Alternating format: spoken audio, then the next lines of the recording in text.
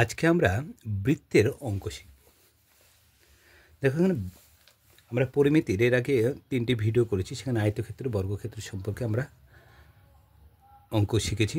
আজকে শিখব বৃত্তের পরিধি সম্পর্কে অঙ্ক। তাহলে বৃত্তের পরিধি কাকে বলে সেই সম্পর্কে আমাকে যদি ধারণার আমাকে আগে তৈরি করতে হবে। দেখো এই একটা বৃত্ত আমি আঁকছি, তাই না? এই মাঝখানটাকে বলা হয় কেন্দ্র। এটাকে কি বলবো মনে রাখবে, এটাকে বলে কেন্দ্র। কেন্দ্র থেকে আগে পরিধিটা বলে, দেখো বৃত্তটা যে রেখা, দেখো একটা বক্র রেখা দ্বারা কি আছে পরিবেষ্টিত আছে, এইটাই হলো কি পরিধি। পরিধি যেটা কি পরিসীমা, তাই না? চারিপাশে এর সীমা। এটা বৃত্তের ক্ষেত্রে কি হয়, এটা পরিসীমাটা এখানে আমরা পরিধি হিসেবে চিনি। যে রেখা দ্বারা বৃত্তটি কি থাকে, ঘেরা থাকে। কেন্দ্র থেকে পরিধি পর্যন্ত গেলাম, এইটাকে বলা হয় ব্যাসার্ধ। এটাকে বলবো ব্যাসার্ধ, মনে থাকবে কেন্দ্র থেকে পরিধি পর্যন্ত ব্যাসার্ধ। আবার এক পরিধি থেকে আর এক পরিধি, দেখো কেন্দ্রের উপর দিয়ে আমি টেনে দিলাম, পুরোটা হবে যখন এটাকে বলবো আমরা ব্যাস বলবো। লক্ষ্য করো ব্যাসটা হলো ব্যাসার্ধের ডবল, তাই না? আর ব্যাসার্ধ হলো ব্যাসের অর্ধেক। যদি ব্যাস হয়, ব্যাস যদি 4 হয়, ব্যাসার্ধ হবে 4/2 = 2 হবে। একইভাবে ব্যাসার্ধ যদি 2 হয়, ব্যাসার্ধ সমান 2 সিএম করলাম সেমি, তাহলে ব্যাস হবে কি 2 × ব্যাসার্ধ, তাহলে 2 × 2 মানে কি 4। তাহলে ব্যাস কেন্দ্র থেকে পরিধি পর্যন্ত, দেখো কেন্দ্র থেকে পরিধি পর্যন্ত যে দূরত্ব, এটাকে বলে ব্যাসার্ধ। আর কি দেখো পরিধি থেকে এই পরিধি পর্যন্ত গেলাম, কার উপর দিয়ে গেলাম, কেন্দ্রের উপর দিয়ে, এটাকে বলে ব্যাস। তাহলে ব্যাসটা হচ্ছে, দেখো ব্যাসটাকে যদি আমরা এই করি, দুটো ব্যাসার্ধ পেয়ে যাচ্ছি, তাই না? দেখো যদি ও কেন্দ্র বৃত্ত হয়, তাহলে এ বি করলাম, দেখো এ ওটা কি ব্যাসার্ধ। আবার দেখো বিওটাও হলো ব্যাসার্ধ, কিন্তু এ বি যখন করছি এটা হচ্ছে ব্যাস হয়ে যাচ্ছে। তাহলে ব্যাসার্ধটা হচ্ছে ব্যাসের অর্ধেক, আর ব্যাস হলো 2 × ব্যাসার্ধ। 2 × ব্যাসার্ধ করলে আমরা ব্যাস পেয়ে যাব, আর ব্যাসকে 2 দিয়ে ভাগ করলে আমরা পাবো কি ব্যাসার্ধ পাবো। অঙ্কটা লক্ষ্য করো, তথাগত একটি তামার তার একটি আয়তকারে বেঁকিয়েছে। এই একটা ধরো তামার তার, এটা হলো তার। এই তারটাকে আমরা নিজের ইচ্ছামতো বেঁকাতে পারবো। এখানে বেঁকিয়ে সে কী করলো, একটা আয়তক্ষেত্র তৈরি করলো, এরকম একটা ফিগার দিল। যার দৈর্ঘ্য হচ্ছে কত 18 সেমি, এবং প্রস্থ আসছে কত 15 সেমি। তাহলে তথাগত ছিল, দেখো এটা তামার তার ছিল, সেটাকে বেঁকিয়ে সে নিজের ইচ্ছামতো একটা কী তৈরি করলো, আয়তক্ষেত্র তৈরি করলো। আয়তকার মান বলতে এখানে আয়তক্ষেত্র তৈরি করলো, যার দৈর্ঘ্য পাচ্ছি কত 18 সেন্টিমিটার, প্রস্থ পাচ্ছি কত 15 সেন্টিমিটার। আমি তামার তারটি বেঁকে বৃত্ত তৈরি করলাম। এই তামার তারটি বেঁকিয়ে আমি আবার কি তৈরি করলাম, একটা বৃত্ত তৈরি করে ফেললাম। তাহলে বলছি হিসাব করে দেখি তামার তারটির ব্যাসার্ধ, তাহলে আমি এই যে তামার তারটি বেঁকে বৃত্ত তৈরি করলাম, তার ব্যাসার্ধ মানে কি, দেখো ও কেন্দ্র এ, তাহলে ও বি হতে পারে, কিংবা ও এ হতে পারে, যে কোনো একটা একদিকে ধরলে হবে, কিন্তু এরমভাবে চাইলেও ব্যাসার্ধ বেরোবে। ও সি করলাম, সেটাও ব্যাসার্ধই হবে। আমাকে কী চেয়েছে, তাহলে আমি তামার তারটি তৈরি যে বেঁকে যে কী তৈরি করলাম, একটা বৃত্ত তৈরি করলাম, তার ব্যাসার্ধটা কত হবে আমাকে বের করতে হবে। এখানে লক্ষ্য করো, প্রথম অবস্থায় আয়তক্ষেত্র তৈরি করেছে, তাই না? দৈর্ঘ্য আছে, প্রস্থ আছে। মনে রাখবে আয়তক্ষেত্রের যে পরিসীমাটা পাবো, আয়তক্ষেত্রের যে পরিসীমাটা পাবো সেটাই হবে বৃত্তের পরিসীমা। কারণ একই, দেখো তারটা তো একই পরিমাণ। এটা যদি 12 হয়, ধরো আমি 12ই ধরলাম, 12 সেন্টিমিটার, তাহলে যে আয়তকার ক্ষেত্রটা তৈরি করছে তার এই পুরো তারটা কিন্তু 12 সেন্টিমিটার হবে।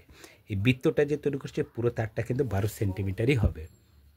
বোঝানোর জন্য, কিন্তু 12 সেন্টিমিটার তো হবে না, কারণ এখানে 18 আর কত 15 আছে, আর একটু বেশি নিতে হবে, কিন্তু বোঝানোর জন্য। তারটা যদি 12 হয় তাহলে আয়তক্ষেত্রের যে এই যে 4টে বাহু আঁকেছে, এই পুরো 4টে বাহুটা কিন্তু 12 সেন্টিমিটারের বেশি হবে না। একইভাবে যে বৃত্তটা আঁকাবে, এই বৃত্তটা কিন্তু 12 সেন্টিমিটারের বেশি হবে না।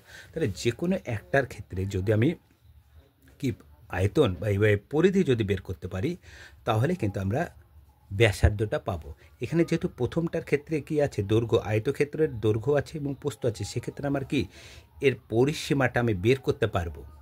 তাহলে এর পরিসীমা যেটা হবে সেটা হবে বৃত্তের হচ্ছে কি হবে, পরিধি হবে, কারণ দুটোর ক্ষেত্রে তারের পরিমাণটা কি আছে, একই রকম আছে। দেখো তাহলে কি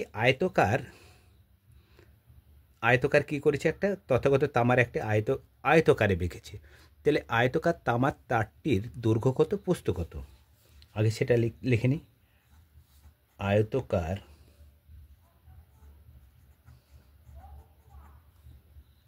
তামার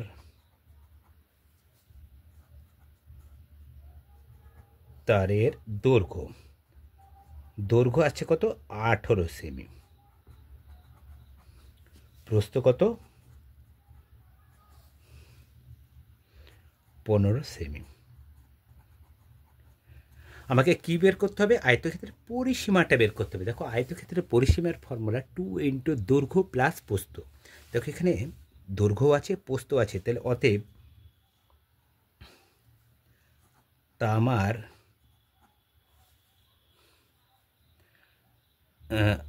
আয়তকার তামার তার আছে এখানটায়, আয়তকার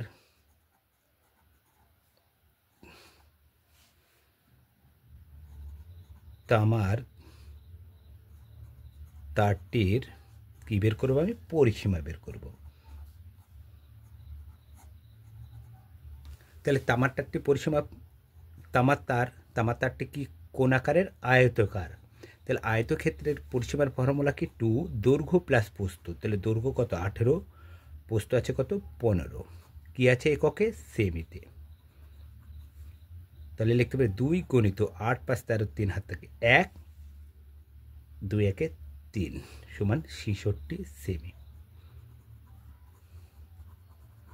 দেখো তাহলে এই যে তথাগত যে আয়তকার চিত্রটি তৈরি করেছে তামার তারটির, তার আমি পরিসীমা পেয়ে গেলাম। পরিসীমা পেলাম কত, 66 সেমি। মনে রাখবে এই যে যে আয়তকার ক্ষেত্রে যে পরিসীমাটা পেলাম 66, সেইটাই হবে কি বৃত্তের পরিধি। অতএব বৃত্তের পরিধি হবে কত, বৃত্তের পরিধিও হবে 66 সেমি। কারণ কি বলেছিলাম, তামার তারটি যে দৈর্ঘ্য নেব, আয়তক্ষেত্র করি আর বর্গক্ষেত্র যাই করি না, কারণ তারের দৈর্ঘ্য তো একই থাকবে, তারের দৈর্ঘ্য কখনো কমে যাবে না। 12 নিয়ে করেছি, পুরো তারটাকে আমি যদি আবার সোজা করে দিই 12 সেন্টিমিটারে দাঁড়াবে। আয়তক্ষেত্র করি আর বর্গক্ষেত্র যাই করি না, আবার যদি পূর্বের অবস্থায় আমি তারটাকে ফিরে আনি, সেটা একই অবস্থায় ফিরে আসবে। তাহলে বৃত্তের পরিধি আমি পেয়ে গেলাম। লক্ষ্য করো এখানে উত্তর চেয়েছে তামারটির ব্যাসার্ধ কত। এখন যদি আমি বৃত্ত তৈরি করি, তো সেক্ষেত্রে আমার ব্যাসার্ধটা কত হবে। এখানে দেখো এখানে পরিধি দিয়ে আছে, এখানে পরিধি থেকে ব্যাসার্ধ আমরা কিভাবে বের করতে পারি। মনে রাখবে পরিধিকে আমরা ছোট হাতের আর চিহ্নের মাধ্যমে প্রকাশ করি। আর মনে রাখবে বৃত্তের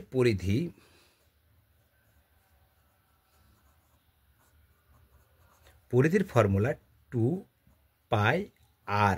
আর মানে হলো ব্যাসার্ধ, আর মানে কি, ব্যাসার্ধ। মনে থাকে বৃত্তের পরিধির ফর্মুলা 2 ইন্টু পাই ইন্টু আর, এটা হলো বৃত্তের পরিধির ফর্মুলা। এখানে 2 কমন, এই পায়ের মান হলো 22/7। পাই মানে কি, 22/7। এখানে দেখো আর এর মান তো এখানে দেওয়া নাই, তাহলে এক্ষেত্রে এটা পরিধি আর বৃত্তের পরিধির ফর্মুলা 2 পাই আর। তাহলে আমরা শর্ত হিসাবে আমরা 2 পাই আর সমান 66 করতে পারি, কারণ এটাও পরিধি, এটাও কি আছে, পরিধি।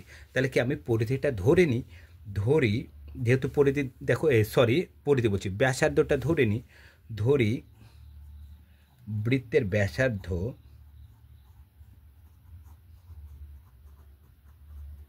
সমান আর, একক কি আছে, সেমি।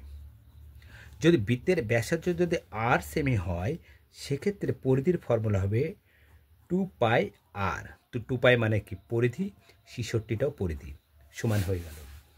এবার মান দেখো এখান থেকে আর এর মান বেড়ে যাবে, তাহলে 2 গণিত পাই মানে কি 22/7 গণিত আর এর মান নাই, তাহলে আর বসে গেল সমান 66। উপরে আছে গুণ করে দাও, তাহলে 2 গণিত 22 গণিত কি আর উপরে আছে, নিচে আছে কত 7 সমান 66। আর এর মান বের করবো, তাহলে আর এর গুণটা আগে করি, তাহলে 22 এক আছে, তাহলে গুণ হবে কি 2 গণিত 22 গণিত আর সমান 66 গণিত কত 7। তাহলে আর এর মান বের করবো, আর 66 গণিত 7 নিচে কত হবে 2 গণিত কত 22। 22 3 দুগুণে 6, 3 দুগুণে 22 একে 22, 3/66 হয়। তাহলে দেখো আর কাটবে না, তাহলে আর সমান পড়ে থাকছে 3 সাথে কত হয় 21/2। তাহলে 21কে করবে, 21কে 2 দিয়ে ভাগ করলে 2 একে 2 1, তাহলে কত আসছে আমার এখানটায় 10, তাহলে এখানে 10, তাহলে 10.5, তাহলে কত আসছে আর সমান 10.5 সেমি। দেখো আর এর মান আমার বেড়ে গেল। আর মানে কি বৃত্তের ব্যাসার্ধ, তাহলে উত্তরটা চেয়েছিল হিসাব করে দিই বৃত্তাকার তামার তারটির ব্যাসার্ধ কত হবে। যদি আমি এই বৃত্তাকার তামার তারটি দিয়ে যদি বৃত্ত আঁকাই সেক্ষেত্রে আমার ব্যাসার্ধ হবে কত 10.5 সেমি। অতএব হিসাব করে দিই বৃত্তাকার তামার তারটির ব্যাসার্ধ কত। অতএব বৃত্তাকার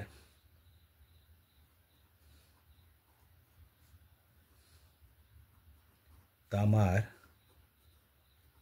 তারটির ব্যাসার্ধ 10.5 সেমি। তাহলে খুব সহজে দেখো আমাকে কী করতে হবে, যখন দেখো এখানে যেহেতু আমি এখানে এর ব্যাসার্ধ এর পরিসীমাটায় এর পরিধি করলাম, কারণ এখানে তারের দৈর্ঘ্যটা তো একই ছিল।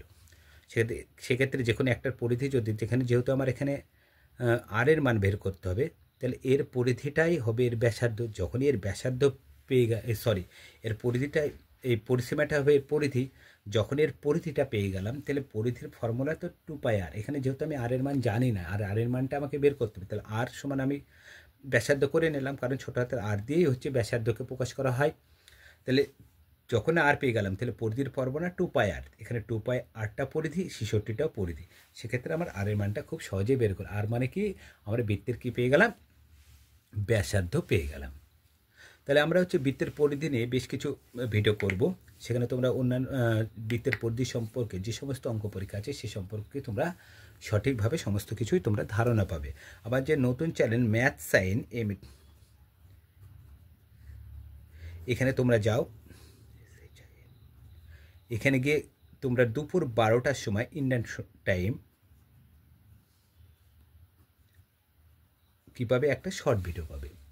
এখানে বিভিন্ন কম্পিটিশন পরীক্ষার শর্ট ভিডিও পাবে। এখানে নিয়ম সহ উল্লেখ করা আছে, শর্ট ভিডিওগুলো আমরা কীভাবে নিয়মের সাথে হচ্ছে সেই সম্পর্কে আলোচনা করেছি। তাছাড়াও সন্ধ্যে 6টার সময়, এটাও ইন্ডিয়ান টাইম, আমার এই লং চ্যানেলেও তুমি একটা করে শর্ট পাবে, যেটাও একই হচ্ছে বিভিন্ন কম্পিটিশন পরীক্ষার অঙ্ক তোমরা পেয়ে যাবে এই চ্যানেলও একটা করে। কিন্তু ম্যাথ সাইন এবং আমার যে লং ভিডিও আছে, ভেবো না যে দুটোর ক্ষেত্রে একই অঙ্ক ছাড়াই, দুটোর ক্ষেত্রে কিন্তু আলাদা আলাদা অঙ্ক থাকে। সেই জন্য একদিনে তুমি কিন্তু দুটো করে শর্ট পেতে পারো। ম্যাথ সাইনেও একটা পাবে এবং আমার এই যে লং চ্যানেল যেটাতে আমি অঙ্কটা করছি সেই চ্যানেলেও কিন্তু তুমি একটা পাবে। প্রতিদিন দুটো করে তুমি শর্ট পাবে। দুটো চ্যানেলে কিন্তু আলাদাই অঙ্ক থাকে। অনেকে ভাবতে পারো ম্যাথ সাইনে আমি এই লং ভিডিওর এটাই ছাড়ি, সেটা ছাড়ানো হয় না, কিন্তু ম্যাথ সাইনেও আলাদা অঙ্ক থাকে এবং আমার এই যে লং চ্যানেলটা আছে লং ভিডিও চ্যানেল, এখানেও কিন্তু আলাদা অঙ্কই ছাড়া হয় এবং দুটোই কম্পিটিশন পরীক্ষার অঙ্ক। দুটো অঙ্কই যদি তোমরা প্রতিদিন কালেক্ট করতে পারো তাহলে সেক্ষেত্রে তোমরা পরীক্ষায় খুব ইজিলি অন্যান্য বিভিন্ন শর্ট অঙ্কগুলো কমন পেয়ে যাবে। আর যদি আমার চ্যানেলটা ভালো লেগে থাকে তাহলে তোমরা চ্যানেলটিকে লাইক, কমেন্ট এবং শেয়ার করবে, সাবস্ক্রাইব করবে, যেন আমি তোমাদের হচ্ছে বিভিন্ন ধরনের অঙ্ক সামনের দিন নিয়ে আসতে পারি। আজ এই পর্যন্ত, পরের ভিডিওতে আবার দেখা।